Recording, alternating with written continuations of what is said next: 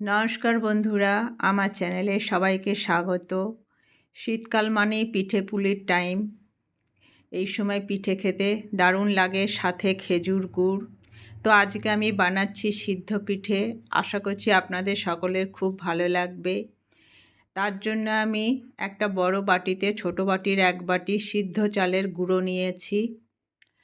এবার একটা প্যানের মধ্যে অল্প একটু নুন দিয়ে জল ফোটাতে দিয়েছি। জলটা যখন টকবক করে ফুটবে সেই অবস্থায় সেই জলটাকে নিয়ে চালের গুঁড়িটা মাখাতে হবে।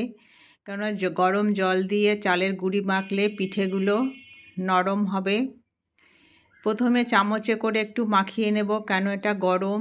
তারপরে একটু ঠান্ডা হয়ে গেলে এবার হাতে করে আমরা যেরকম রুটি বানাই সেরকম একটা ডো বানিয়ে নিলাম।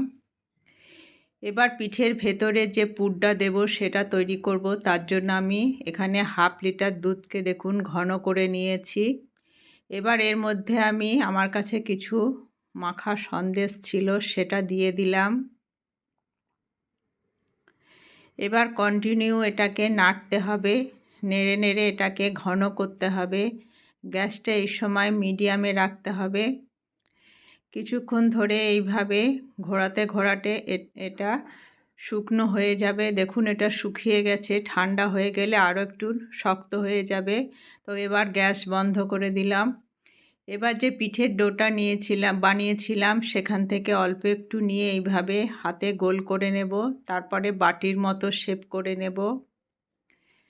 বাটির শেপ করে নেওয়ার পরে আমি যে পুরটা বানিয়েছিলাম সেটা মাঝখানে দেব। মাঝখানে দিয়ে এবার 2 সাইড দিয়ে আমি আটকে দেব।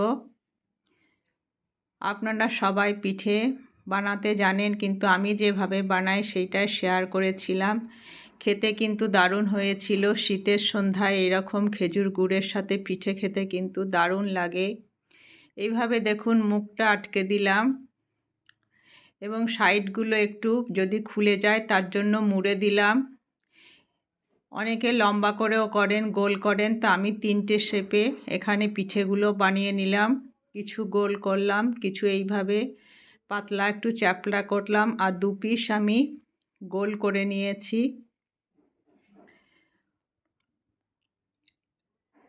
এই যে দেখুন এইখানে আমি পিঠেগুলো বানিয়ে নিলাম। এবার এগুলোকে আমি স্টিম করব। তার জন্য একটা কড়াই বসিয়েছি। কড়াইয়ের মধ্যে আমি প্রথমে জল দিয়ে ওর মধ্যে একটা লেবু দিয়ে দিয়েছি, তাহলে কড়াইটা কালো হবে না। তার মধ্যে এই রকম একটি ফুটো থালা দিয়ে, থালার মধ্যে আমি অল্প একটু রিফাইন তেল মাখিয়ে নিয়েছি।